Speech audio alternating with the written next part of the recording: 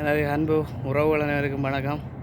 மக்களே பாருங்கள், இப்படி வேறுவண்டு அது தானே வெளிநாட்டுக்கு வர நினைக்கிற உறவுகள்.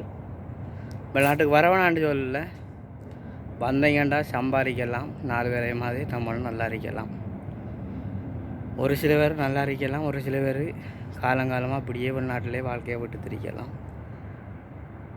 நாங்கள் எடுத்துக்கொள்கிற விதத்தை பொறுத்து தான் இருக்குது. சரி, சுத்துப்பா கொஞ்சம் அடிக்குது. வண்டி வழினதுக்கு இப்படி பேருவை பாருங்கள். அப்புறம் எல்லோரும் எப்படி இருக்கீங்க? நல்லா இருக்கிறீங்களா? சாப்பிட்டீங்களா? என்ன மாதிரி என்ன கதை? வெளிநாட்டில் இருக்கிறன்றது தான் இது.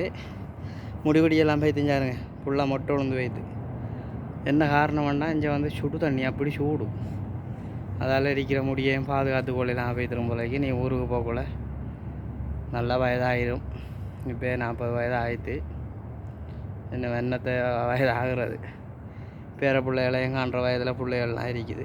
அப்புறம் என்ன அப்படி போகுது உறவுகளே. அப்புறம் வெளிநாடு இதான் வெளிநாடு, புரிஞ்சு கொள்வீங்கன்னு நினைக்கிறேன். ஊருக்கு போகும்போது கொஞ்சம் பகரையும் வச்சு கொண்டு கொஞ்சம் ஹைவேயாக போனால் நினைக்கிறது வந்துட்டான், அவனுக்கு நல்ல இடத்துல இருந்து வந்திக்கிறான்ண்டு. ஆனால் 5 அவன் படுற பாடம் அவனுக்கு தானே தெரியும். பேச்சாடா பேசினேகள் கண்டு கொடுத்தா இருக்குது.